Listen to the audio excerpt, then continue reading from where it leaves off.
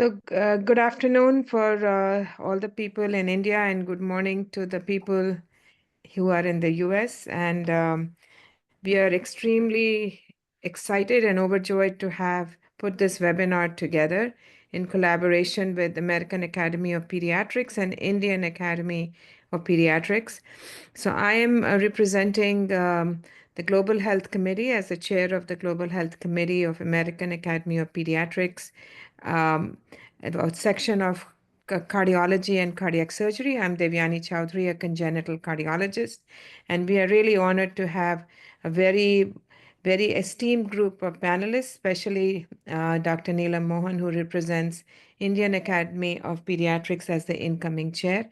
I'll let Bistra, my co-moderator, introduce herself, and then we can talk a little bit about the goals of this webinar. Good morning and good afternoon, good evening almost for everybody who's joining us today. My name is Bistra Zeleva. I am the Vice President of Global Strategy and Advocacy at Children's HeartLink. Children's HeartLink is an NGO focused on addressing the needs and building capacity and advocating for children with heart diseases. But I'm here actually representing Children's HeartLink India Foundation as the new NGO that is starting work specifically focused on India. So really excited to be here and to hear from all of our esteemed panelists. And Devani, again, back to you to start and to hear an opening from Dr. Neelam Mohan. Yes, so the goal of this webinar, we've been talking a lot about the congenital heart disease in the global space, and we really are targeting this webinar for primary care physicians or pediatricians who are the first point of contact for all the children, and trying to see how we can bridge the gap into timely identification of congenital heart disease. As you will hear through the webinar, that congenital heart disease is an important cause of mortality in our children at this point.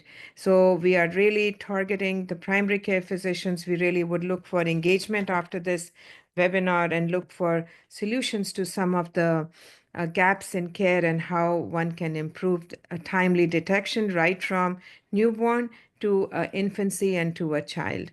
And I will let Dr. Neelam Mohan introduce herself and bring the role of Indian Academy of Pediatrics in this webinar. Thank you very much, Devyani. And indeed, my pleasure to be on this forum. And as we've highlighted that globally, I was quite intrigued, though I'm a pediatric hepatologist, and it's always important to know things which are affecting the public health issues. And in that, it was really fortunate of me to be asked by my guru, my mentor, Dr. N.K. Arora, who had approached me and introduced me to the Children Heart Foundation, in which Dr. Bistra and Dr. KK were there, and they subsequently introduced me to this esteemed group. Now, what I feel is that looking at the burden, I mean, almost 1 in 100, between 8 to 10 per thousand is nearly 1 in 100. Globally, there are congenital health issues. And in that, India is contributing to almost 20% of it. With the data that I was going through, is close to 2 lakh congenital heart disease births, with nearly 40,000 or so being given critical congenital heart disease. So India definitely stands a chance when it comes to showcasing itself, what it can do in this field to reduce the issues not only of mortality but also morbidity when the diagnosis is delayed, and therefore they end up with long-term issues in that. And from national bodies, yes, I am right now only the president-elect. Eventually, hopefully, I should be able to take this forward next year. But the first thing that struck me when, as I said, my guru N.K. Arora connected was, what can we do to address in India is doing amazingly well. As you know, we're the fourth largest economy that we've reached now. And it's not only about infections and vaccinations, we've now moved up to super specialty care. And when we've gone up to super specialty care comes this issue of addressing congenital anomalies in heart disease. And we are realizing that while we are able to reduce our neonatal mortality rate, we have into a two digits and come down to below 50, close to 13, 14, and we want to get into single digit. And the major issue or the bottleneck or the Achilles heel that we are facing now is such issues of congenital heart disease, which often get delayed and in diagnosis, and especially in places where the super specialty care is not available. We know that in India we have public and private sectors, and yet tier 3 cities, the tertiary level care is just moving to tier 3 cities, with everybody joining in an endeavor of Jan Andolan. So it was quite interesting to know that the Rashtriya Bal Swasth Karyakram is going on, and KK, who's been a part of the foundation, Children Heartling Foundation, from whom I was trying to understand how they want the government to also work in this. But the simple strategies, which is just like looking into the role of a pediatrician. And when we talk about the role of a pediatrician, then comes the role of the associations. If pediatricians are the first point of contact with children and their role is pivotal, their role in understanding the importance of screening and going in for the saturation, pulse oximetry, and then, if they feel that they are the right advocates with their family, and subsequently they can be more alert in the examination and refer them and identify the red flags and advocate and refer them to the cardiologist. So here we are today not going to discuss about what we will do subsequent to the screening and identification. How are we going to address the management? That's part 2 of the agenda, I'm sure.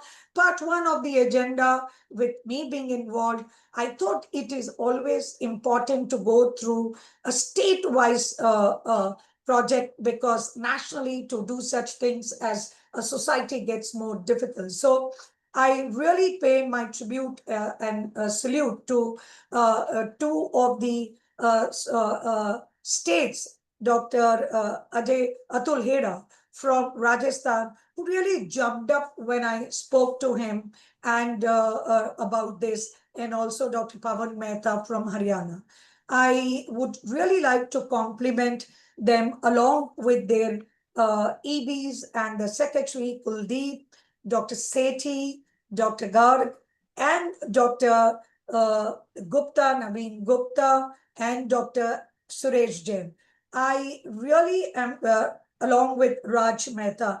Thank you so much. I would have been able to do nothing if it wasn't for you all to take this head on, to involve, and the number of registrations and do. It just speaks volume about your interest in it, about realizing that how important it is to share about the best practices, tools, guidelines, and pulse oximetry, neonatal echocardiography, cardiology, leveraging the digital platform for this learning and there. So I don't want to go on, but yes, I would say that today's webinar is what we realize, that we need to scale, we need to standardize, we need to work individual level, we need to work at a society.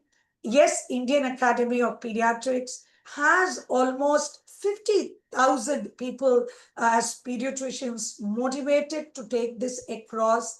Not only wait for the government, but just assist the government. And then subsequently, once we take a role about empowering the pediatricians in early screening techniques, red flag, and communicating with the pediatric cardiologist and providing a chain, that would be our first step. The second step would be that we should come out with some guidelines. We come out working with the government and moving at the policy level. Yes, I'm quite excited with that, but let me be honest, we need to take one step at a time to reach Mount Everest. And this webinar seems to me not just like a dialogue, but it looks like a launch pad that NK Arora has envisioned and is looking forward that the Children's Heartbeat Foundation and the American Academy of Pediatrics, whom I really thank all of you from my heart and my liver, being a liver specialist, that you know, how much you are realizing that universal child health care and improving universal children care beyond borders is the need of the day. So I salute you for realizing that you need to go beyond, because 90% of this occur in the low and the middle income countries, and we need to go beyond this, not as institutions, as community. You're all here to redefine the outcome for children with congenital heart disease, and hope these two states will serve as another role model after the experience that we had from Kerala, where KK did this efforts in screening and help in reducing the morbidity and mortality. Whether Kerala was in an advantage with better management skills will be subsequently looked into, and I requested Devyani from American Academy of Pediatrics not to leave this vision in the middle, and ensure it is not just the webinars and the dialogue, but you would handhold and take this forward from screening to management to seeing what is the need of the day and not just a dialogue. With that, I hand it over back to the host, Devyani and Bistra, to take it forward. And once again, thank you for this opportunity given to me. Thank you, Dr. Arora. You couldn't have summarized all the sentiments and all the emotion better. So I really I've feel been that trained by NK. So I really feel that under your leadership, it's really going to go forward. It's very, very empowering to hear you talk like that. So we'll start with the first speaker. That'll be Dr. Krishna Kumar. He's the professor and head of pediatric cardiology at Amrita Institute of Medical Sciences in Kochi, someone who looks at the specialty through a public health lens. And we are really honored to have Dr. KK give us the first talk in this series. Thank you, And just Devyani. as the KK, one second. As he's pulling up the slides, as you have questions, please put them in the chat, and we will try to address them at the end when we have the panel discussion. So please keep In the the questions. Q&A function, Devyani. Oh, Q&A function. Okay, all right. Yeah, the Sorry. Q&A Thank you. function, yeah. Sorry, Bisra. Okay. Right. Thank you, Devyani, and thank you again for putting this together. Thank you to Bistra and to Devyani, but also thanks to the Indian Academy of Pediatrics, and thank you, Dr. Neelam, for giving this a wonderful introduction, as well as supporting the cause. And of course, thank you for Dr. Arora as well as Srihari. As a small correction, Dr. Neelam, the man who really pushed screening in Kerala, the credit should go substantially to Srihari, not to me. I was a much smaller instrument in the whole process. So my job really is to just give an introduction. Yeah. So this is my job, really, to give an introduction to congenital heart disease in a very, from a public health perspective, a very different kind of introduction. The pediatricians are used to a bewildering array of anomalies, and we'll look at it very differently today. So essentially, I'm going to start with a question. I like to start with questions. So, just to stimulate your thinking, what is the rank order of congenital heart disease as a cause of infant mortality in middle income regions? Now, India mostly figures in this context of middle income regions. We are classified as a low and middle income country, but there's a lot of variety within the country. The western half is mostly middle. So you got to choose between these three causes. And if anyone wants to take a shot at it, that's fine. You can put it in the chat box or the question answer box, but I'm going to give a few seconds to just let you ponder, just because it's often different from what you think it is. So I'll move on, and then you'll get the answer straight away. So it was, this is a very important study that happened, the global burden of disease, where they determined the extent of burden of congenital heart disease. Now, even way back in 1990, when I say middle SDI, it's middle socio-demographic index, which is most of many parts of India, and most of the low and middle income countries in Asia and many other parts of the world. So in 1990, congenital heart disease was ranked number 4 as a cause of death between the age of 1 month to 1 year. Now in 2015, when this was re-estimated, congenital heart disease had risen to number 2. And so lower respiratory tract had relatively declined, although still the leading cause. Diarrheal diseases was overtaken by congenital heart disease. Now, this is something that may not be in the collective consciousness of the pediatrician community, so it's worth reiterating. So this rise in rank of congenital heart disease is something that has been happening steadily. And I, being in the state of Kerala, this was very evident in Kerala long ago, much before the rest of the country, because Kerala is that much ahead with infant mortality as compared to the rest of the country. So it's really a change that most of us need to be aware of. And this is a picture, that graph that Bistra has made, but that gets shown everywhere. So as you see, under 5 mortality from all other causes declines, and if congenital heart disease remains constant, then the relative burden of congenital heart disease becomes much more significant. So the absolute burden may not change, but the relative burden becomes really important. And that's where we have to focus on. So the first message I'd like to give, that heart defects are amongst the most common birth defects and are responsible for a substantial proportion of infant mortality in many parts of the world. It is amongst the top 5 causes of infant mortality in most regions of the world, including many parts of India. Now, the second question, which of the following has the potential to save most lives amongst those affected with congenital heart disease? This is another very important question. And this question is not important not just from the pediatrician's point of view, but also cardiologists and other caregivers need to be aware as to what is it that makes the biggest difference when it comes to babies and infants. Now, as it turns out, I will again not answer it, but I'll finally answer it when I come up with my message. This is a very important study that was published in the 1970s, and you'll never get to see this study again, because then we had nothing to offer. So we just follow those babies and see what happens to them. So if you followed 100 transposition, 3/4 would be dead by the age of 1 year. But what is really interesting is these super fatal diseases, total anomalous pulmonary venous connection. You follow 100 babies, 90 of them would be dead by 1 year.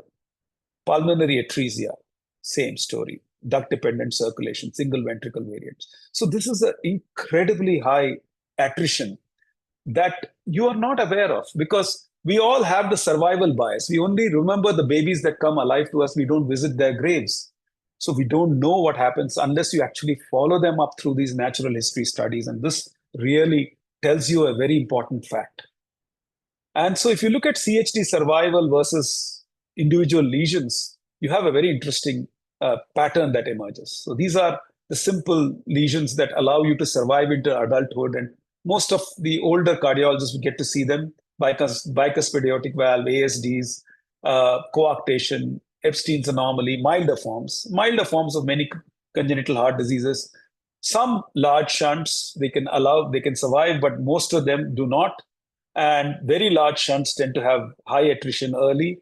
And then these are the real killers: transposition, total veins, hypoplastic left heart, and duct-dependent circulation. So this is sort of the pattern that is by and large true. There are exceptions, of course, with everything, but by and large, this is what actually happens.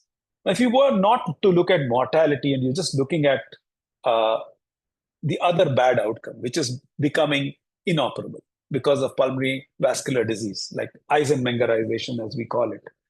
And there also a certain pattern emerges, and that is that if you are having a set of lesions, you're more likely to be operable, like an ASD. You're unlikely to get inoperable early, and you're likely to be doing well until much older in life. Some forms of ASD are worse than the other, but large VSDs, well, a lot of them would, if you don't fix them early, would become inoperable. If you try to take something like truncus arteriosus, then almost everybody would be inoperable by early childhood, and lesions like transposition, of course, are far more vicious. So really, the message which I had like to give here is that the most sinister and severe defects present early after birth. And the earlier it presents, the more severe it is likely to be, the more higher is the likelihood of death. Maximum attrition happens in infancy. That hasn't really sunk in this country amongst policymakers, amongst a lot of people, that the real damage is done in infancy, whether it is death or whether it is permanent damage to the pulmonary vasculature and other systems. So the most lives can be saved, maximum disability can be avoided through timely infant and newborn heart surgery. Now that's the real issue here, and that's why we need to screen these babies.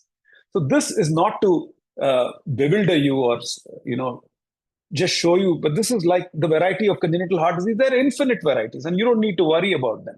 What you need to worry about it is from this perspective, which is I'd like to classify it as from a public health perspective. Critical congenital heart disease, they are potentially fatal within 1 month of age. These are some examples. It's not a comprehensive list, but transposition, total veins, duct-dependent lesions, truncus to some extent, and some other miscellaneous lesions.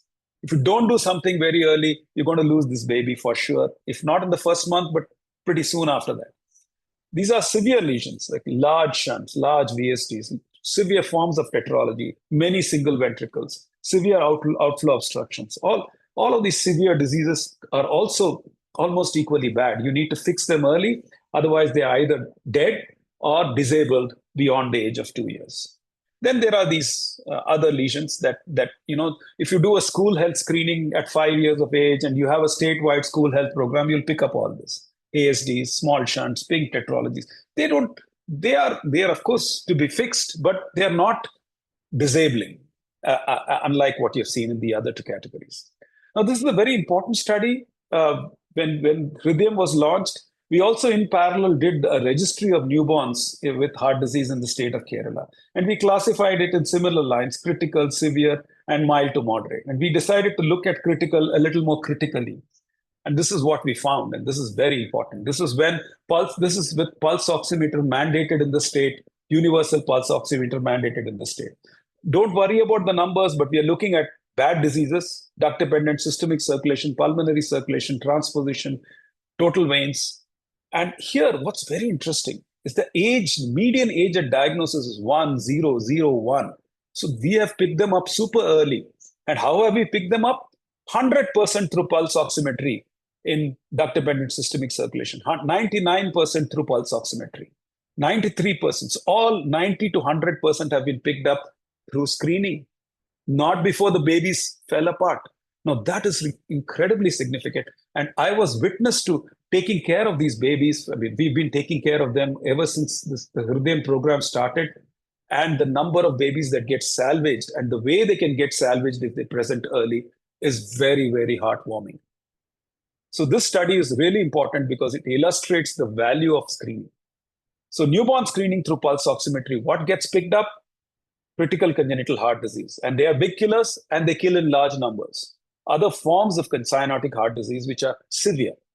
Hypoxia from respiratory illness also incidentally gets picked up. So the mortality reduction, IMR reduction that happened in the state of Kerala from 11 to single digits of 6. Not all of it was because of congenital heart disease reduction, but some of it could be because of perhaps other benefits, collateral benefits. What could be missed? Now, it's interesting that you would expect duct-dependent systemic circulation to be picked up with pulse oximeter, but you could also miss it because it's very subtle. It's a 3% difference between upper and lower limb. It's a small fall in saturation. You may miss it. Persistent truncus arteriosus, you could be actually quite pink. So you could miss an occasional case. You could occasionally miss some forms of unobstructed total veins. But by and large, you would pick up the sick ones. And of course, you cannot pick up VSDs, large shunts, isolated outflow tract obstructions, valve leaks, etc. But for these, you usually are able to identify them through auscultation during opportunistic screening. So the key messages that I'd like to leave you with is congenital heart disease is amongst the top 5 causes of infant mortality in many parts of India. And this rank is going to rapidly go up in many parts in the coming years as our IMR continues to decline in various parts of the country.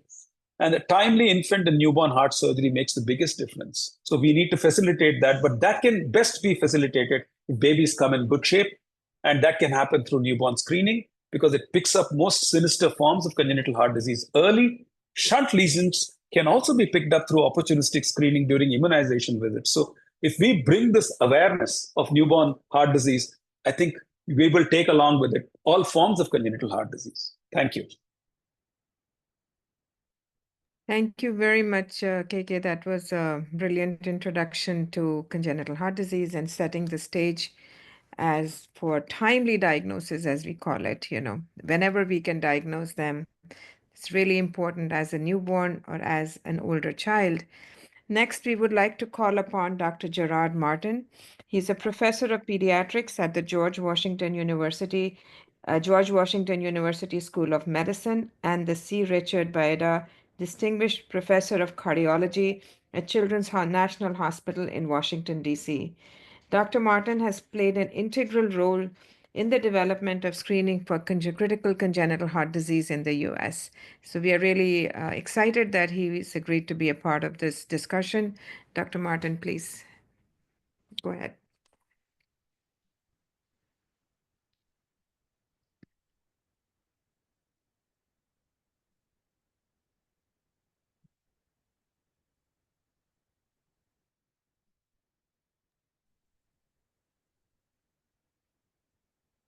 Gerard, you're on mute. Gerard, you're on mute. We can't hear you. Oh, thank you, Yeah, Devyani. please start again. Please start again. Yes. I thought I was being polite by going mute so we wouldn't have any extra noise in the other one. I forgot and just got carried away. I was so happy to talk in this group. But I want to thank Devyani from the American Academy of Pediatrics and Dr. Mohan from the Indian Academy of Pediatrics and BISTA for asking me to participate in this August group of individuals that are trying to improve congenital heart disease care in the world. My subject today is national policies and guidelines on congenital heart screening in the United States. The next slide. Well, it's really simple. When it comes to a national policy and a guideline on congenital heart disease screening in the United States, we really have none. And that is in part because we've relied simply on textbooks and lectures and pediatricians identifying heart disease through either the physical exam or through symptoms and referring them to pediatric cardiology as kind of a standard of care of practice of medicine. Next slide, please.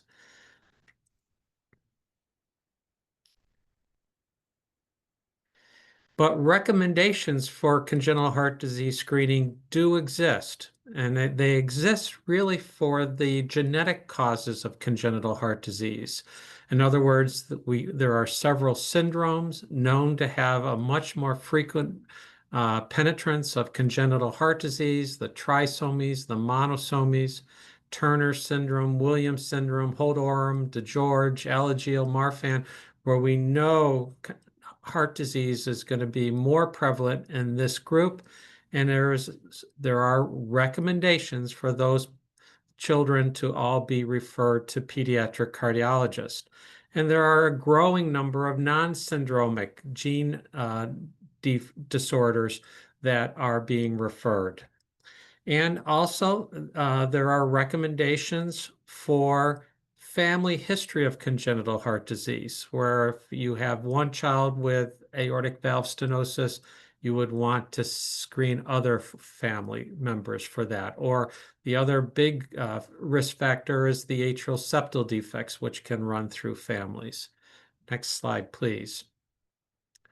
Now, what I, as Devyani said, am more involved with has been the national policy and guidelines on critical congenital heart disease screening in the United States.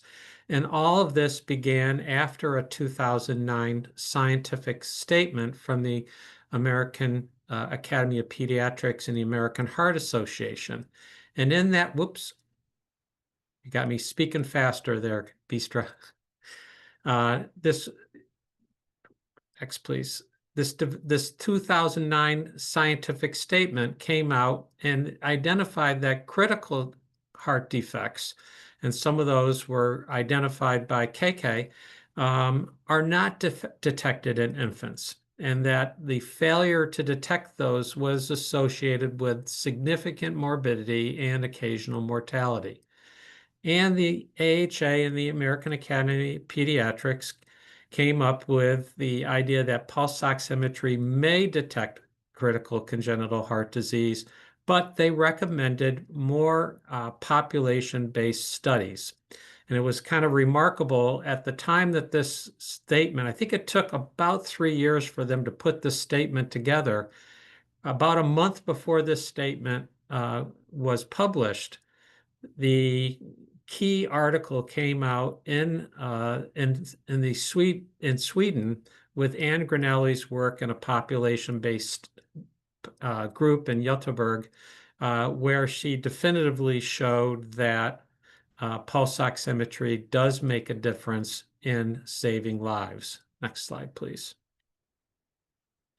So what we then did after the article from Dr. Granelli and the encouragement in that scientific statement, we started working through the American Academy of Pediatrics, American Heart Association, American College of Cardiology, and had with the Health and Human Services group of the U.S. government in their newborn screening committee, we were able to come up with an endorsement of a recommendation for pulse oximetry screening for critical congenital heart disease. In other words, that it would be put into the regulations or the law that all babies are screened for critical diseases. In the past, most of them were either metabolic diseases, and that group of newborn conditions is expanding still. Next slide. This was an article by Dr. Oster and a number of us on a panel working again with the AAP, identifying and spelling out what those core and secondary conditions detected by CCHD screening.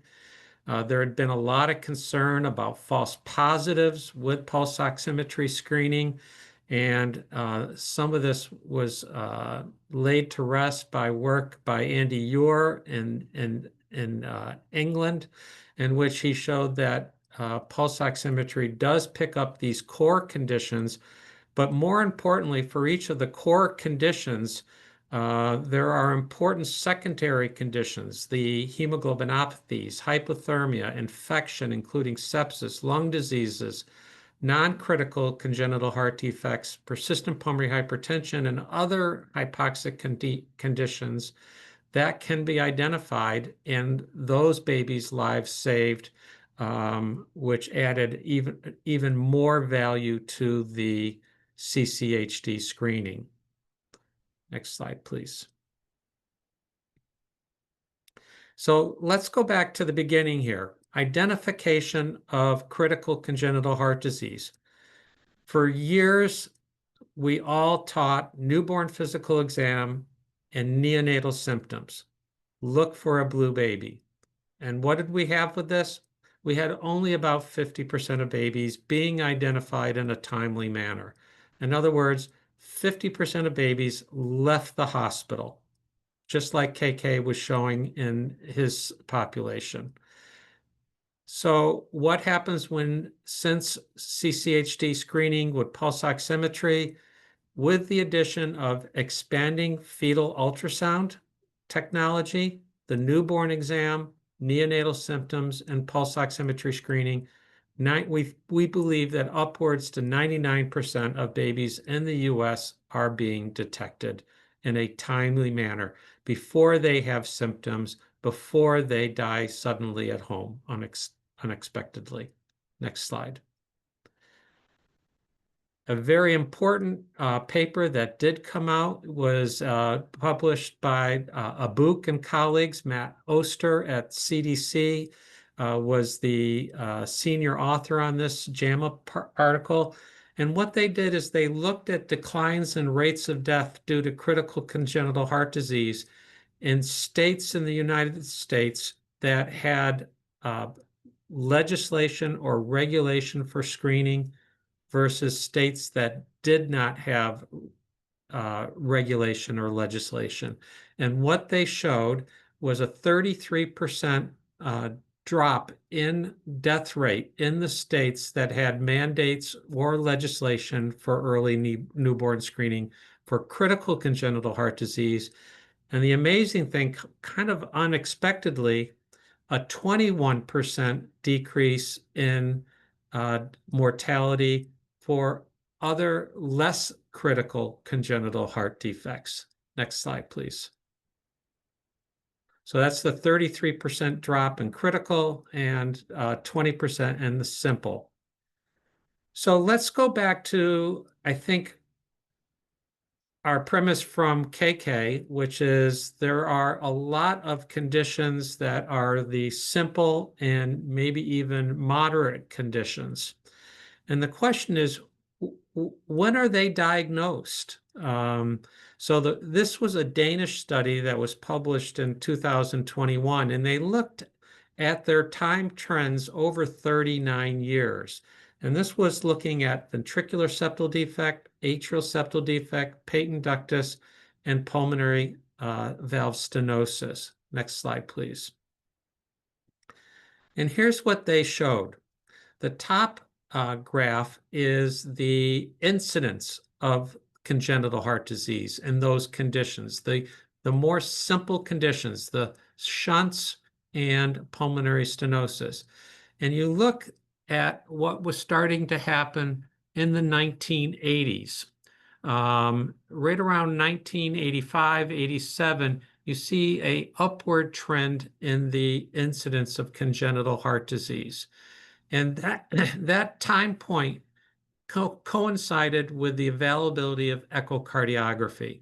So prior to that, we were mostly depending upon physical exam and symptoms. You add echocardiography, and the incidence didn't go up. It was finding the kids went up. So this is kind of a prevalence rather than an incidence. The incidence was probably always the same. We just weren't finding them. And that has continued to kind of stable off now, and you see where they are. If you look at the lower table, it's the age at diagnosis. And the age at diagnosis, if you look in the 1970s, 1980s, those first groups, kids were being diagnosed anytime between age 1 year and age 10 or 13 years with these conditions. Particularly ASDs were being diagnosed later, up to 13 years of age. And again, you look at what happened with the addition of echocardiography. Now, in the Danish and the Denmark population, you can see that the age at diagnosis has gotten down to the first year of life with all of the conditions except pulmonary stenosis, which is still around age 2. So physical exam, yes, but physical exam and technology giving help to the pediatricians to identify the conditions a little bit sooner. Next slide, please. So what are our barriers to detection of simple congenital heart disease? I would say I kind of lump this into first is access. And this is an equity issue, and it's access to fetal studies. It's not, if you look at high-income countries, there's access issues as well. Even in the United States, where fetal ultrasound is widely available, we look at parts of our country in which fewer women are detected in certain states with less robust systems to deliver this type of care. So first of all, you have to get in to have a fetal ultrasound. Secondly, simple access to medical care. Not everyone has a doctor or has a pediatrician or pediatric cardiologist. So we somehow have to look at our workforce issues. Certainly, access to echocardiography is a component of this. And education. There's still a failure to identify symptoms.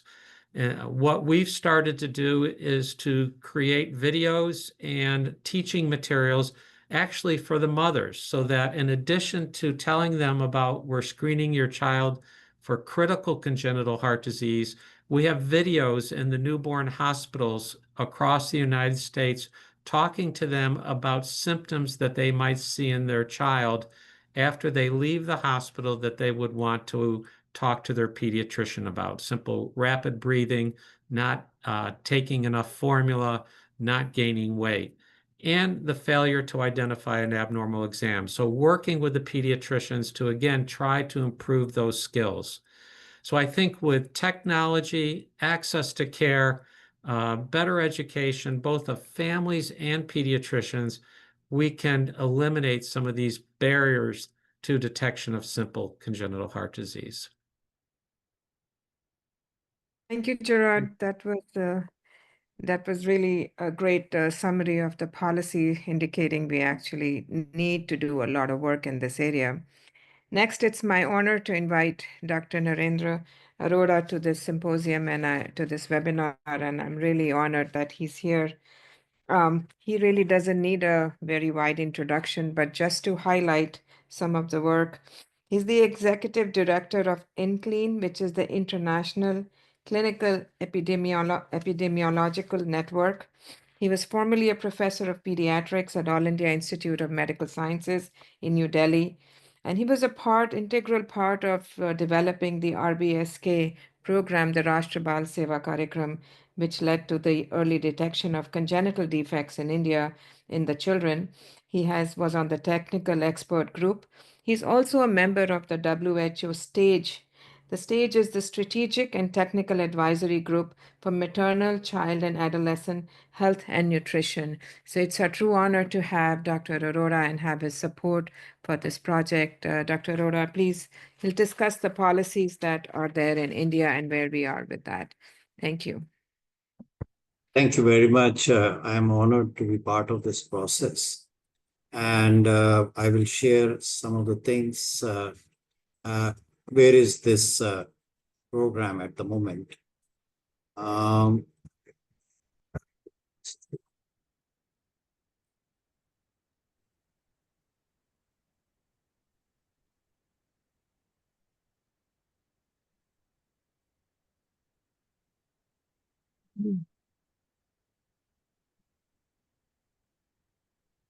We are seeing a KK screen, I think, right? The Kerala registry. I have that slide with me and which I have removed.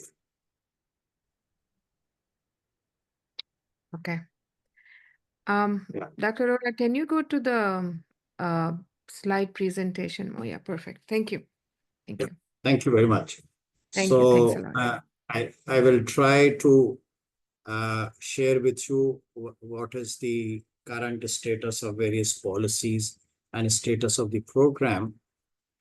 So this Rashtriya Bal Swasthya Karyakram is particularly, I think, a step which was primarily to steps towards improving quality of life beyond survival.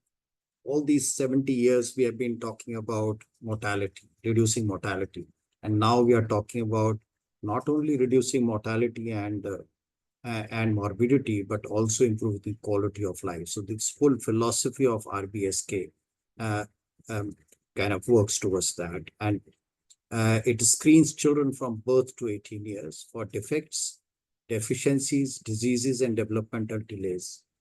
And our association was primarily developmental delays, but recently we have got involved in this whole issue of congenital heart disease. Defects include congenital heart disease. Deficiencies include vitamin A and D deficiency along with anemia.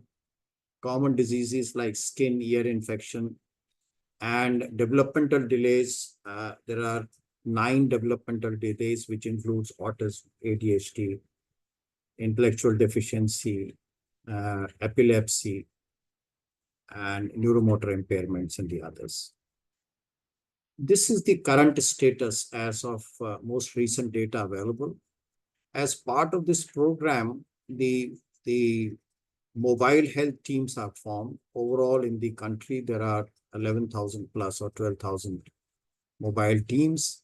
And out of 750 plus districts, only 430 districts have this. As you can see, the maximum number of mobile teams are in Kerala. And almost, I think, every district in Kerala, probably Krishnan Kumar can tell us, I think there are 19 districts of what, but they have the maximum number in that sense. So what is the target group? One is, there are 3, it is divided into 3 groups: birth to 6 weeks, which is at delivery points; 6 weeks to 6 years, which is at Anganwadi centers. This is run by Ministry of Women and Child Development. And then 6 to 18 is schools, government and government-aided schools. And these mobile health teams have Ayush doctors, one auxiliary nurse midwife or a nurse, and a pharmacist. And screening is done at Anganwadi centers and schools, and facility-based screening is at delivery points for 0 to 6 weeks. And this is the flow chart of screening. Primarily, once a child is found suspected to have a congenital heart disease, it is referred to District Early Intervention Center. And this is the first point, and thereafter it is sent to different levels, level 2 and level 3 for further management.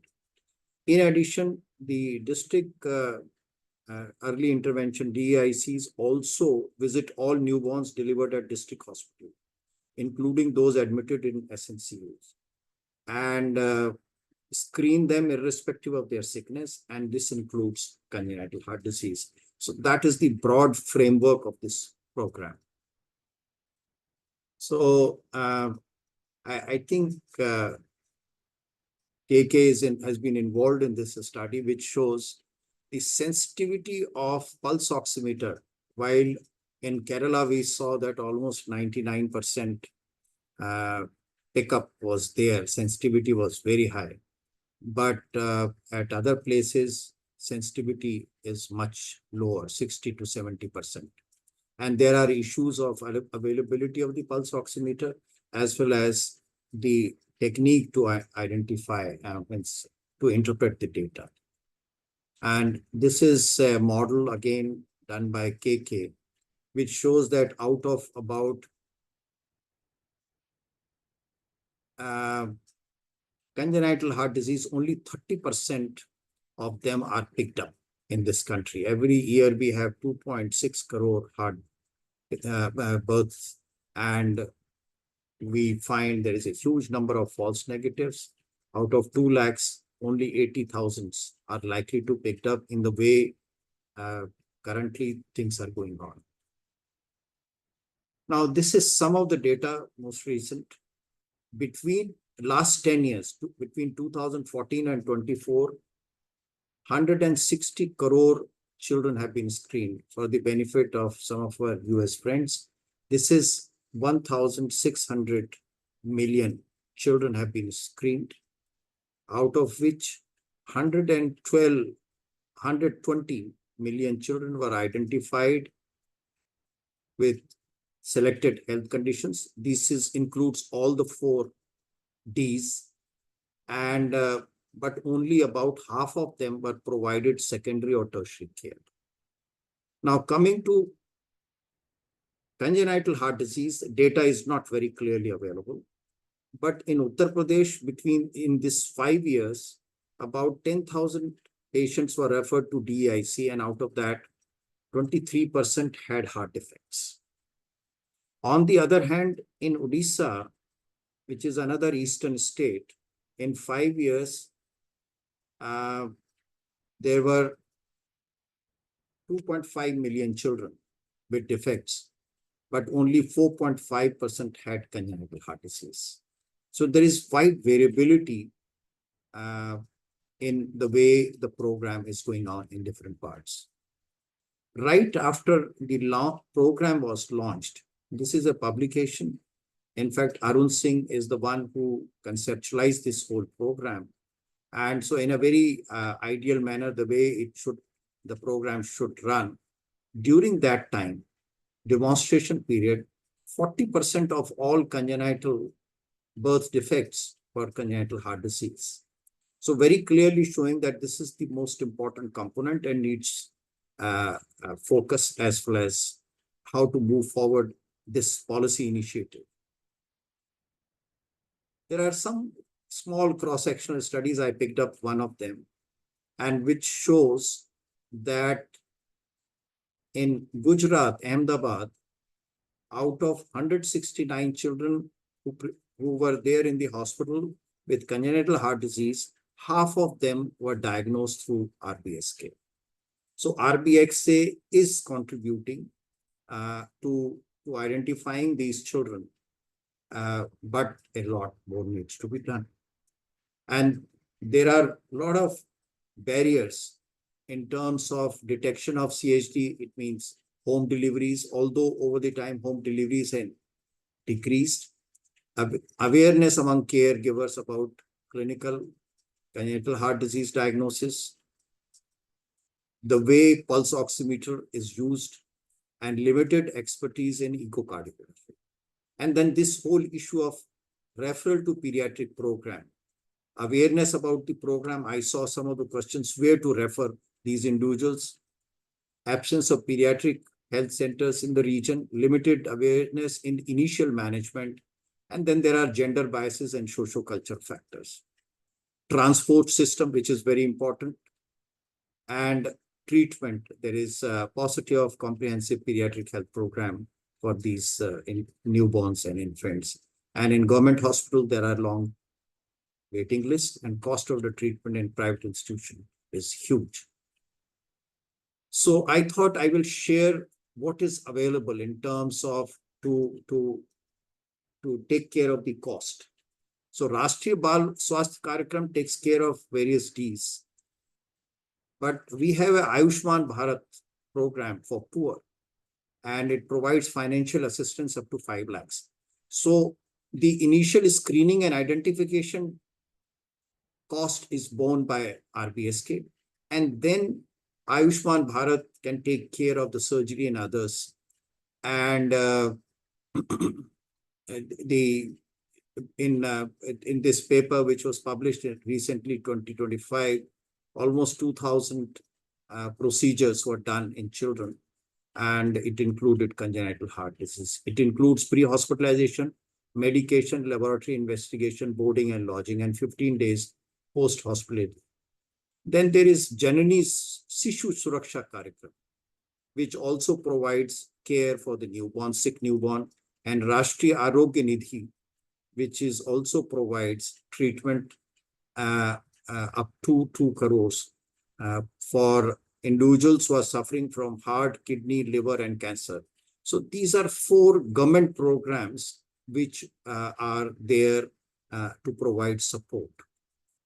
Then there are 11 or 12 other kind of programs which are individual driven or philanthropic programs or NGOs, which are providing in different parts of the country. So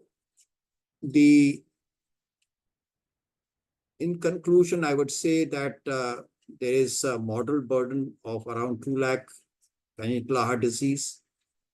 And since 2040, 2 million children should have been identified since 2014. But RBSK has identified only about approximately 5. These are very broad range. And the coverage is partial. It is highly variable, 20% to 60% coverage. Wide variability in terms of performance, DEC performance, training of people, place for referral, and community willingness to perform. So as the previous speakers has said, congenital heart disease is most frequently detected condition, RPSK, but lot of program improvement is required. And in fact, INCLIN will be taking up implementation research to improve the program in 2 districts, one in Northeast and other in Haryana. Thank you very much. Thank you, Dr. Arora. That was an amazing, amazing talk. And I must say that the RBSK program it's really like an amazing program. And when I work with the AAP on the Global Health Platform, we are seeing many other countries trying to emulate that program, especially many countries in Africa and other places, even in Pakistan.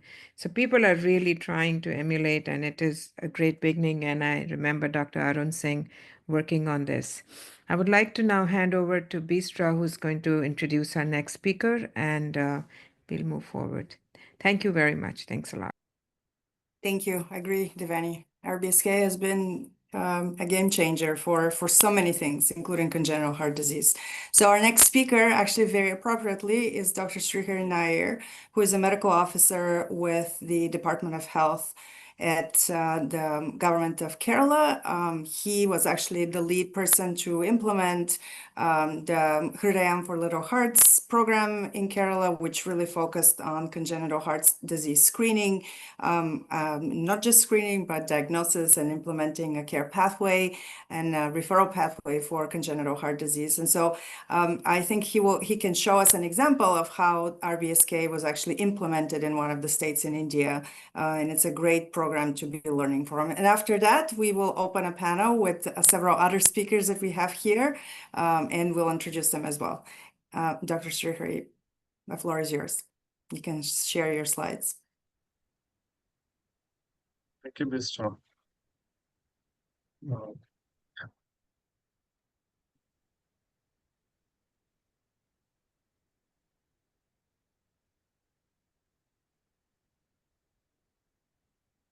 I hope you can see my slides. Yes, we can see them. Please go ahead. We can see them and we can hear you. Yes, thank you. Yeah, thank you for the nice introduction. Thank you for giving me this opportunity. So I'll be talking about the Kerala story, how we were able to do. And first slide, I'll be talking how we were arrived at this decision of having a program for congenital heart disease. In 2016, government of Kerala asked the Department of Health to come up with a strategy for IMR reduction. So from around 2010-12 onwards, Kerala was looking at the IMR figure, which is stagnant for almost 12. And it was for more than 15 years, 1.5 decades. So this question was repeatedly asked why the IMR is not coming down. And we took that opportunity of setting the target, the goal for sustainable development goal in 2016, to have an IMR target of 6 by 2030 and an interim target of 8 by 2020. So the Department of Health convened meetings with different stakeholders, including the senior faculties from medical colleges, administrators, IAP. IAP was a lead partner for us, and the domain experts. Based on the opinions that we received and the available data, the data analysis, figures, an action plan was prepared. And among that, there were three aspects that we decided to cover. Infant death audit program, because we found that the data that at that point we had one infant that was not acceptable for the academic experts due to various reasons. And a program for managing congenital heart disease, and the reason I will be talking in the next slide, and a comprehensive newborn screening program as part of the RBSK, which is there from 2013, but the Kerala was not doing a comprehensive newborn screening until that time. So this is the reason why that we thought we will be going to have a program specifically for congenital heart disease. Looking at the figures, you can see that 70% of the total mortality, infant mortality at that point, was contributed by the birth asphyxia, congenital anomalies, and prematurity. So out of that 28% of congenital anomalies, 54 to 58% were alone due to congenital heart disease. So that was the figures at that time. And the administrators and the domain experts unanimously pointed out that if and only if we are going to have a focused intervention for congenital heart disease, we are going to have some reduction in infant mortality. So a key objective was defined as reduction of infant mortality rate and ensure survival of all possible cases. The strategy was to operate on all newborns and infants with critical congenital heart disease. That was the strategy that we had at the beginning. That we changed. The challenges that we found was identifying cases early. At that point, we were getting almost every case desaturated, getting admitted to the newborn ICUs, and then trying to transport from the northern part of Kerala to the southern part, where we have the government institutions, Sri Chitra Tirunal Institute, pioneered in operating on children with congenital heart disease. Even though we have the private sector hospitals at that time, but the financial constraints of the people was a challenge at that point. So for identifying the case early, we didn't have any right tool at that point. We didn't have a protocol.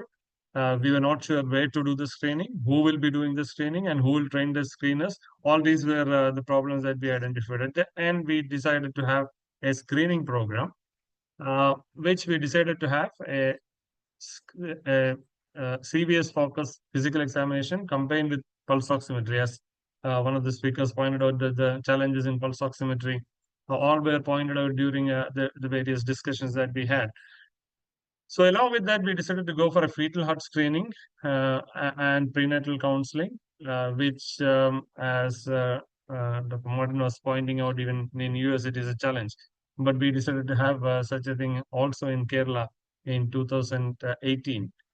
So 2021, we changed the strategy from operating on newborns and infants with critical congenital heart disease to operate on all congenital heart disease based on a common consensus statement that was been available at that point from the pediatric cardiologists and pediatric cardiac surgeons in India. So all the backbone of the program was the patient care continuum that we were able to develop in 2016 with the help of Children's Heart Link.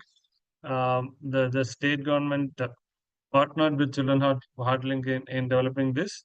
It starts from case recognition, running through diagnosis and prioritization, referral, stabilization, transport, treatment, and follow-up. So this care pathway was defined based on looking at the various aspects that we had at that point, doing a thorough field analysis, looking at the opportunities and barriers that we had at that point. So I'm not going to the detail of the slide because of the time constraint. So as part of this strategy, we decided to introduce pulse oximetry screening to the stretch of screening that we had at that point based on the RBSK program.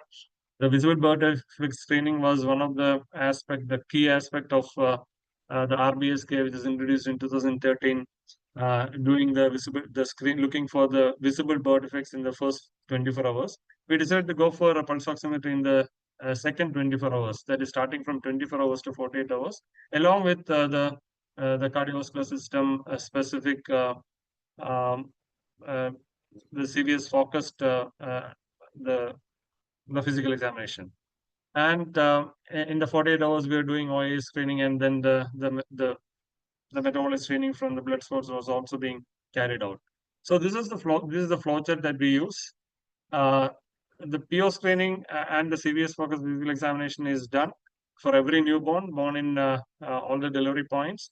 The IAP was the partner to introduce this into the private sector, because Kerala is one state with 30% of the birth only happening in public sector institutions and 70% is in private sector hospitals. So IAP was the IAP Kerala chapter was the lead partner in doing this.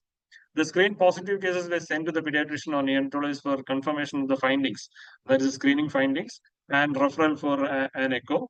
The echo confirmed cases will be registered into the Hridim portal, which is one of the main aspect of the entire program. We have a digital system where anyone can, even the public can access it and register a child. And from that point onwards, the government will take care of the entire care of the child.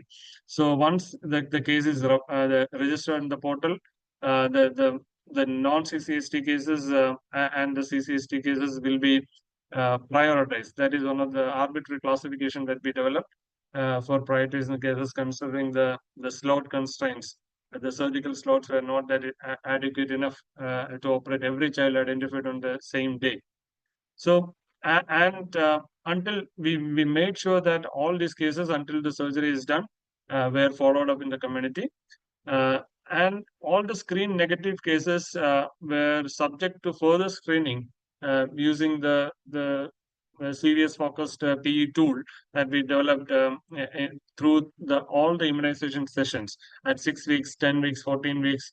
So until what time we are having this child, and the RBSK program will take care of the serious focus physical examination even in the school age children, so that we are not going to miss any of these children.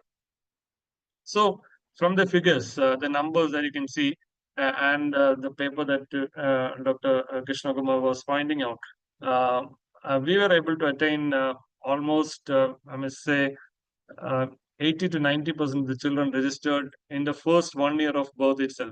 In red figures, you can see in 2017, we started the program. That year, it was only 4 months. From 2018, you can see that 389 cases were managed in the first 1 year out of the 1,379 cases identified. But that number, I would like to request you to see 1,379 to over like the maximum number 3,346 cases were registered in 2022. So out of the 500,000 birth that we expect out of 8 per thousand, we are going to have around 4,000 cases every year in the state of Kerala. Out of that, 3,346 cases were registered in the first year itself. And you can see the numbers in every age group was increasing. Even during the school age children, above 5 years, we are increasing the number because the RBSK was doing a fantastic job. So all this experience we were able to write in a paper along with Bistra and Adrian and Anne-Marie. These were some of the considerations that we have and our experience. And the entire story of Hridim, the population-based health approach to address the burden of CSDs in Kerala, was been again written and published. So some of the major findings that we had, we were able to reduce the mortality in the infant mortality in Kerala, but not as KK pointed out, it is not only because of the managing congenital heart disease, but the overall health system improvement has happened because of this program, that we are very sure. Screening for identifying and surveillance registry was created. So all these children screened, where all the newborn screen were part of the registry. From that, we have another birth defect registry also. All these children identified congenital heart disease and registered in Hridim are part of this registry. So we have a registry, and that helped in revising our policies at different point in time. Systems are in place based on the care pathway that is defined. And when we say that identification to follow up in the community, every aspect was in place, and the different stakeholders were trained appropriately. The strategy of prioritization, that is one of the key aspect of the program, which is very important in a country like India, where we have not many surgical facilities, and when we are looking at the infant heart surgeries, or maybe looking at critical congenital heart disease surgeries. So the challenges that we faced and some of the solutions. This is one of my last slides. So while planning, the most important challenge, because it's a new thing, the cost of equipment was one of the real challenges. This is in 2016, and this is before COVID. and we are not familiar with pulse oximeters. We are seeing only pulse oximeters only in operation theaters and in ICUs. So there are a lot of discussions. We have a panelist, and Mary was instrumental in leading us to that to one particular device that we selected. It's very important to have the right equipment in place. The identifying protocol. So different protocols were discussed by experts, and the protocol from American Academy of Pediatrics. All these things were discussed, and one that is suitable for us. One when to do the screening, like whether it is at the birth or at 12 hours of birth or 24 hours or after 48 hours, whatever it be, considering the Indian scenario where you have some subcenter deliveries and PHC deliveries where or maybe the home delivery is happening, where to do that we'll have to discuss. And we decided to go for 24 to 48 hours based on our findings. Identifying human resource who will be doing this screening, that is another problem.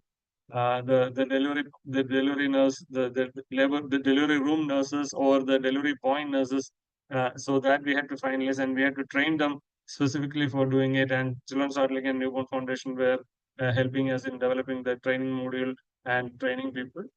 While implementing, that is also different aspect that we have found and interesting and challenging. The cost of equipment maintenance after the warranty period, cost of consumables, and the cost of echo. So you are identifying.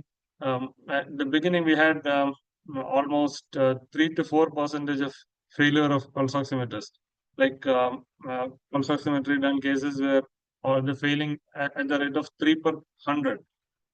So you have to send all these children for echo for confirmation of diagnosis. The cost was coming from the RBSK scheme, and it was difficult to book under the RBSK at that time. Training requirements, uh, retraining the people for improving or maintaining the quality. That is, refresher training was required at around 6 months. We had to go around and see what is happening in the field. Daily monitoring. The screening was happening in the delivery points, but the data was not getting uploaded. So we had to have some systems. So at the end, we developed a system which is automatic updation of details from the pulse oximeter directly to the server.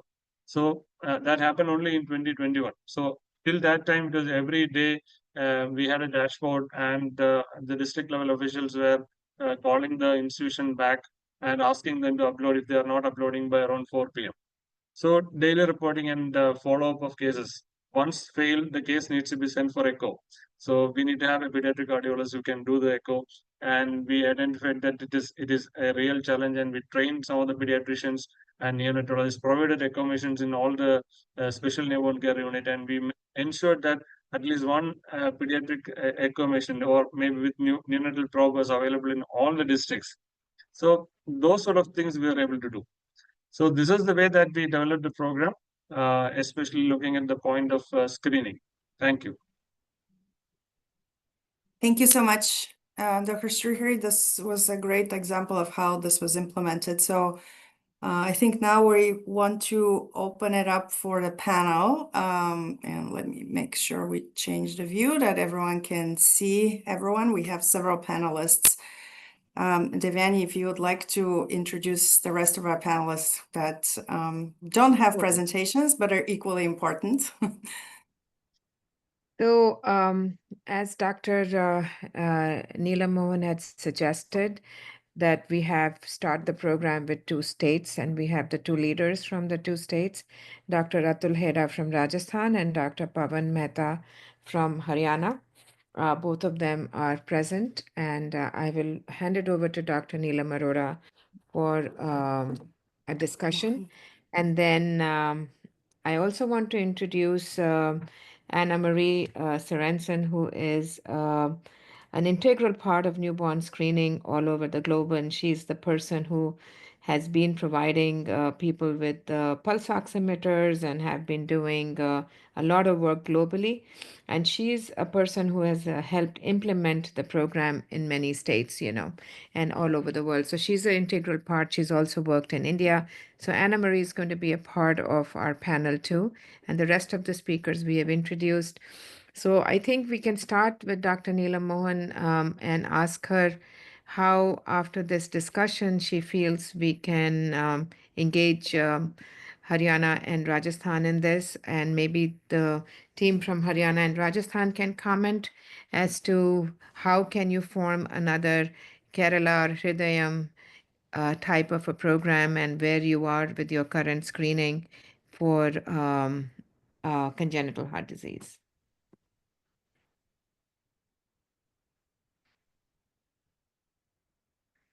Dr. Neelam, do you want to take it with Dr. Atul Hetke and Dr. Pavan Mehta as to what, after hearing all this, what the barriers are for them and how the partnership can They've develop? already, I shared them, and I'm sure they will do a great job.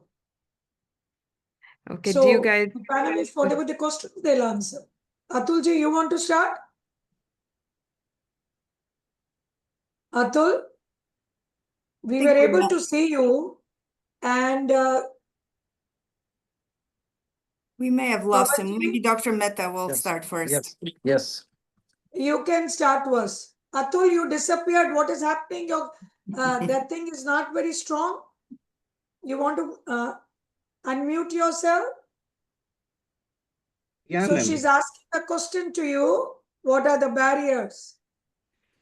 Ma'am, the biggest barrier is the lack of infrastructure and the trained personnel at the primary care level, where lot of part of Rajasthan is a rural and semi-urban part.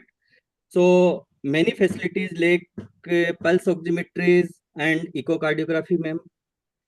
There is limited awareness among the frontline workers and parents, and referral systems are also weak or fragmented, delaying the diagnosis and intervention.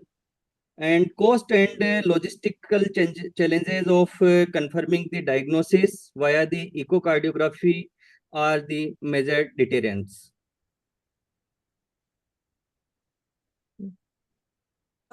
I'm sure Dr. Narendra would be better to answer because he's a person who's into epidemics and working with the government. But what I realized what exactly I thought, and that's why I wanted Atul to, speak from his mouth, because I remember when I first spoke to Devyani, I was just saying that when we do this webinar, the next step would be how to answer the issues that we take out.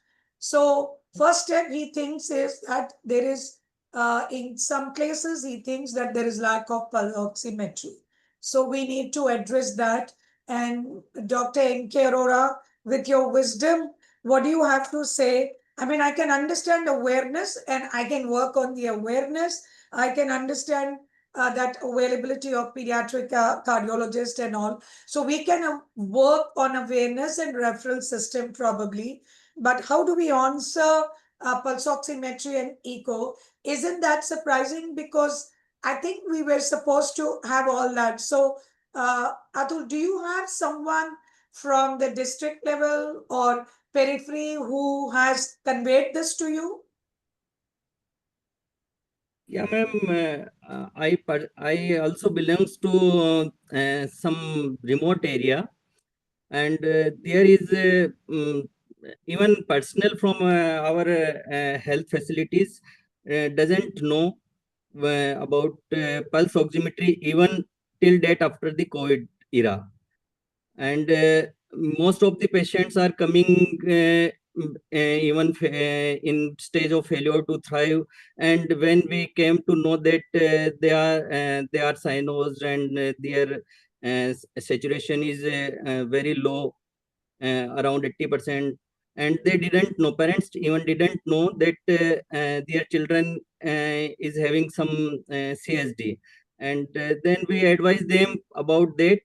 They again go to home, and most of the patients I get you. I doesn't. get you. I hear you. So I think the two steps that we are taking forward, it is, I'm sure your team has joined, and a lot of people have joined from your team. How you're going to take this forward, I think you need to take it to your heart to take this heart project for children across the state. I mean, take it as your baby project or your first project that you would actually do and become the famous Atul leader. So with that, regarding how you need finances, whether it is required for the pulse oximetry and what is the cost of that, and maybe what you're saying is this for home deliveries, as Dr. N.K. Arora was highlighting. I don't know what is the incidence of home delivery at your place. So when there is a hospital delivery, then I'm sure then this issue should not be. So Dr. Arora, your comments on Rajasthan, because you did work in some area of Rajasthan in your projects. So I think Atul has really summarized the challenges. The key issue is that our mobile teams at the district level are functional. Now that means manpower is there, but their training is a issue. I think we have a lot to learn from Sri Hari's presentation. Use of pulse oximeter is very easily available. It is very cheap. It's not expensive and it can be used. The whole issue is that what are the barriers, how frequently, because these teams have to go to schools, to Anganwadi centers and to birthing places. And they circulate once a year to these places. But when they go there, I think implementation is something. And currently the monitoring is also very poor. It is not IT based. So some of the issues, and I would request IAP that if they try to do it in a demonstration manner in one or two districts to begin with, and learn the challenges. Challenges will be at 4 levels. One is the governance level. The second is the training issue, and the third will be the supplies and logistics issues. But finally, the component which very important, Atul has said, where do I refer once I find somebody? Because these are so referral pathways have to be very clearly outlined. I think Sri Hari and KK were involved because KK is leading the National Congenital Heart Disease program, in a sense that both teaching pediatric cardiology as well as surgical component. So in Kerala, the referral pathway is equally important. As far as money is concerned, the now RBSK and PMSA, Pradhan Mantri, that Ayushman card, that is available.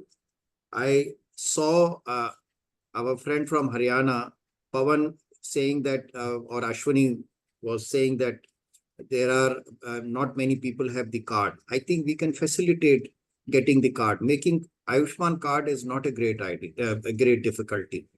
And it can be made and then it can be used.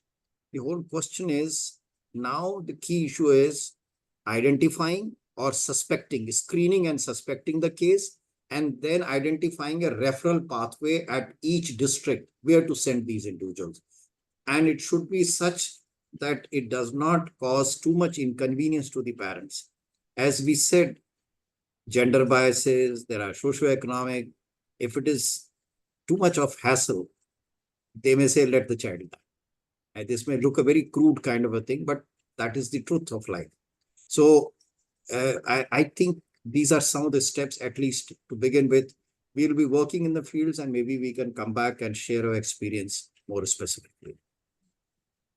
So Atul, we request you to have your team. I'm not sure whether Surya is still, Dr. Sethi is still there to write it in the comment box if he doesn't have. Dr. Sethi and Dr. Garg and Kuldeep and Atul. I think you are the torch bearers. I mean, nothing is impossible. Yes, it may be difficult, but if you can take this project, it'll be good, where I think finances are not going to be an issue. Even I think if you just write down what is your going to be a budget for your pulse oximetry, at next step, we can see how we can answer that, because I did discuss that with Devyani, that out of this thing, if anything comes forward, we need to, go to the next step and not say this was just a dialogue. I clearly mentioned that when we started, we are going to talk about how do we address this thing, because, but yes, in my job, I'm going to do my best when it comes to, empowering with knowledge and improving the facilities for screening, whatever best I can do to support you all, but it is besides that, it is up to you. So I guess the next question can be asked to Pawan Devyani. Yes, ma'am. Yeah, go ahead, Pawan. When you think Please, we can partner? yeah, answers a little shorter because we have few other speakers we want to give the word to, and we're running out of time. Yeah, so I think just to resonate Neelam's word, if anybody, we are here to partner with you. Bistra is here, I'm here. And Pawan, if you can just summarize quickly where you see that this partnership would work to make this program forward, so. So पवन जी वो चाह रहे हैं कि आप थोड़े comments आप क्या देना चाहे बताएं. Are you there, Pawan ji? He's there. Madam, Yes, please speak, Pawan ji. uh, What uh, are the steps you want besides what Atul has showed? Besides that, what is more you want to talk? How you want to use the digital technology for webinars or digital technology in guiding people with all this new facilities that we have? Every state district is very digi-savvy. India is the highest digi-savvy in the world, with 90% people having a smart screen, close to 89. So what are your thoughts? What are more your thoughts? How do you want to address this?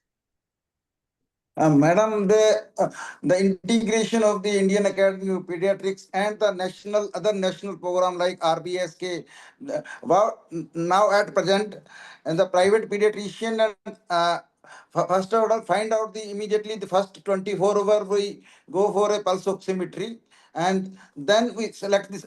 It is a cyanotic disease, heart disease diagnosis at the moment, and a cyanotic heart disease diagnosis 2 to 3 months later, when the child present with a recurrent respiratory infection, then we go for the ecograph, because in our India there is a fetal ecography, cardiography is not available most of the places. So Indian Academy of Pediatrics and national program RBSK, and even we can able to treat in Haryana, every person is insured. Apart from Ayushman Yojana, there Chirayu Yojana extended to all person below 10 lakh people, almost 90% covered in the insurance scheme by the government, provided by there are better treatment available for all the childrens available. And in Haryana, particular advanced panel the private hospitals that in Haryana, some district panel the Narayana Hridayalaya from the Jaipur for all cardiac patients we sent to the DEIC, and then they refer to So I think Narayana the Hridayalaya and truth some is to this. PGI Chandigarh. Yeah, pediatric cardiologists also need to join hands, with apologies. I see that the pediatric cardiologists are not as probably go-getters in the IAP. Like, we are the other branches, whether it is adolescent, neonatology, and gastroenterology, rheumatology, everybody has its way. So cardiologists probably need to come together.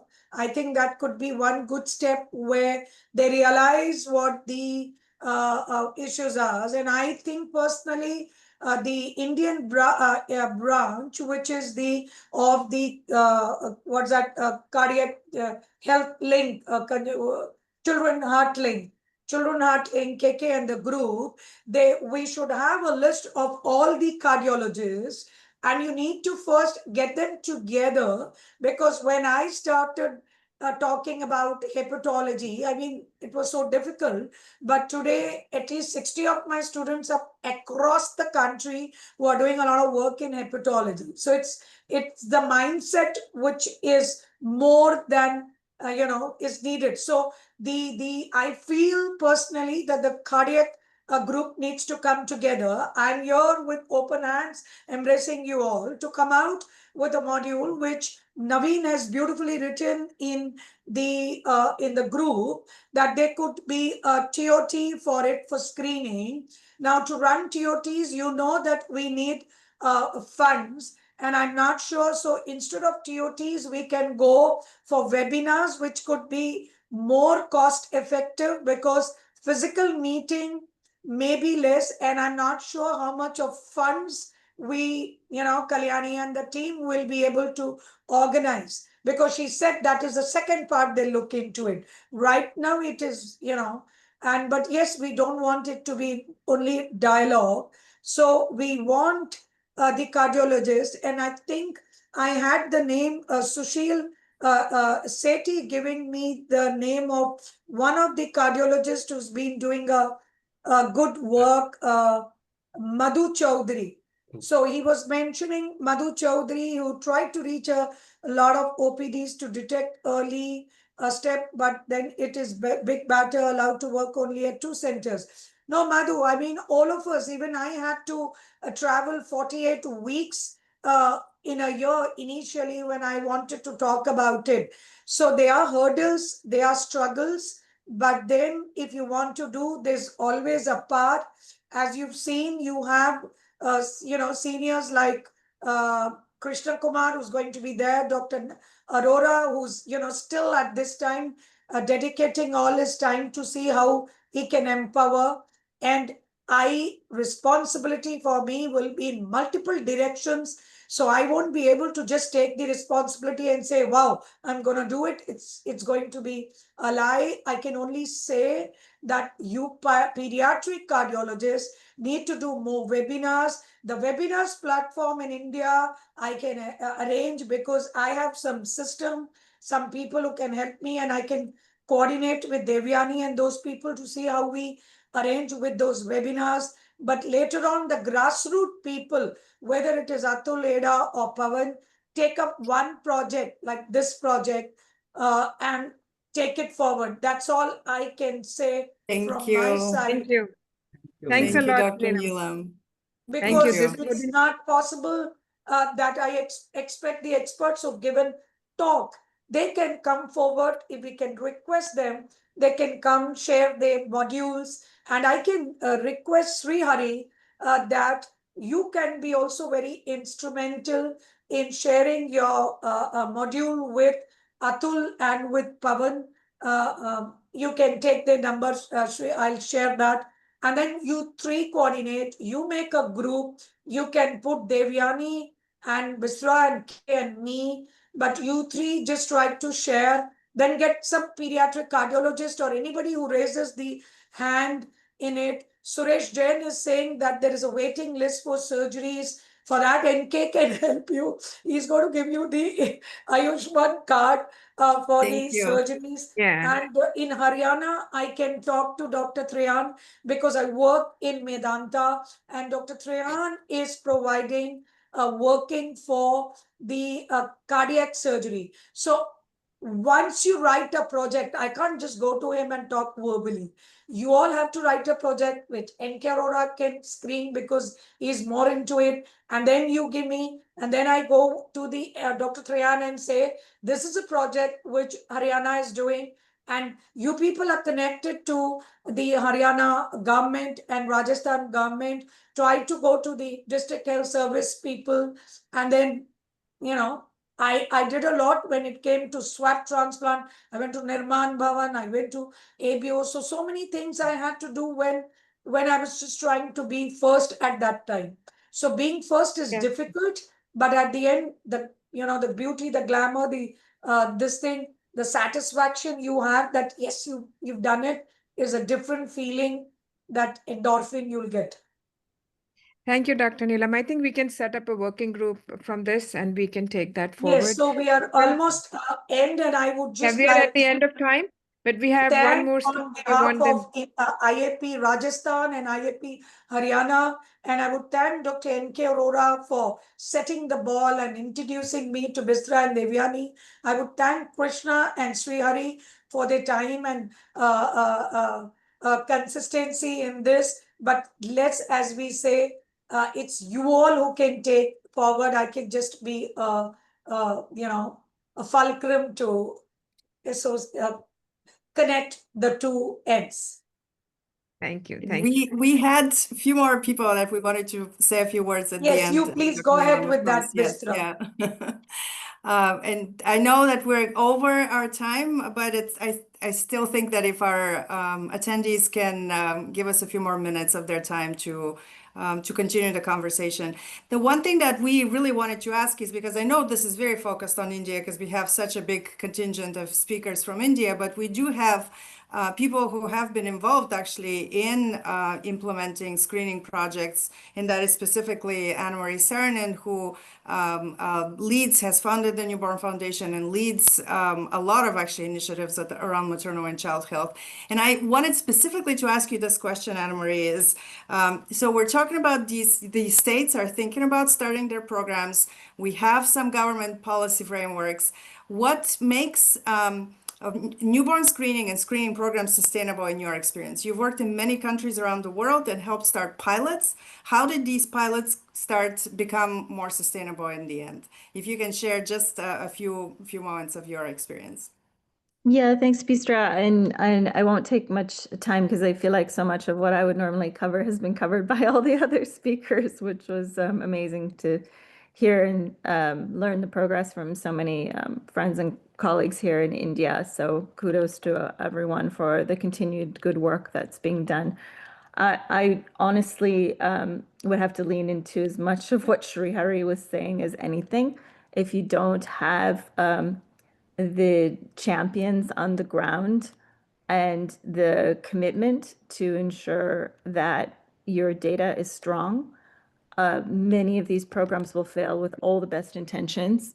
And so to add, and I kind of wrote in the chat in case we got cut off to Dr. Mohan, the equipment is really important, but without the proper sort of training, quality assurance, where you're going back in and making sure that those you have trained are actually training others to do things the right way, it can almost be more of a detriment than a benefit, right? We all have to start somewhere, but if you're having a high false positive or a high false negative rate on screening, the program can fall off the rails very quickly because echocardiography infrastructure, are we doing unnecessary referrals, panicking parents, all the things that go along with it. So if you can have strong data from the very start, that, in my experience, not just in India, but in the other countries I've worked in, is the real catalyst for government to continue sustainable investments in a program. And Bistra, you've been on the treatment infrastructure bandwagon forever and are the greatest advocate for that I can think of.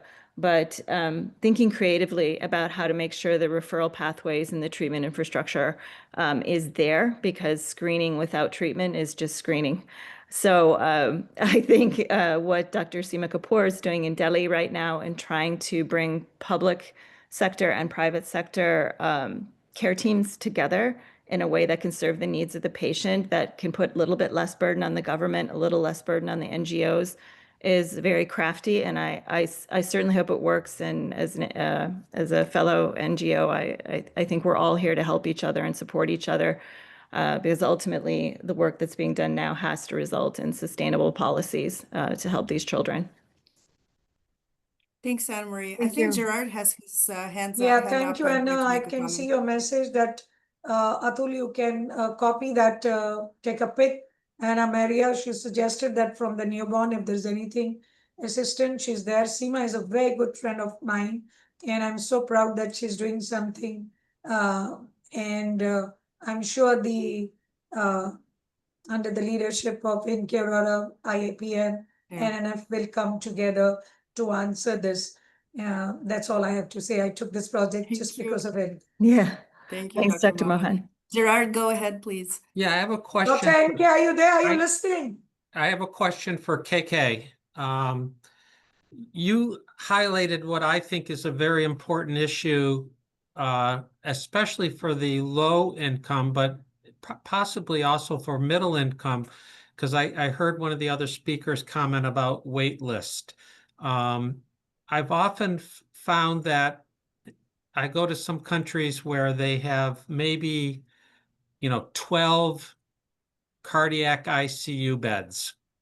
And those, a third of those beds are full of some of the most complex patients, hypoplastic left heart syndrome after first stage surgery. And they have very, very long wait times for the middle complexity lesions, like a AV canal, large VSD. How are you dealing with that, KK?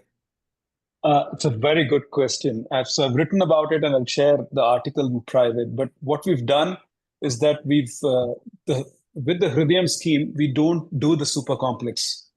The ultimate high-end complexity is not included in the package. So hypoplastic left heart, heterotaxy with total veins, we consciously try to find an alternative way of doing them. We don't say no, but we don't put them through the same system.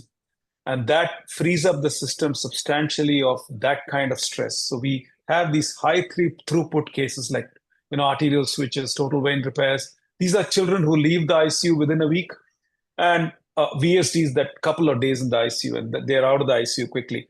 So this has been quite the way we've been dealing with it. Our overall mortality, surgical mortality with the entire Hridayam subset for the whole state of Kerala, correct me if I'm wrong, Srihari, it's about 2.1%, given all these challenges.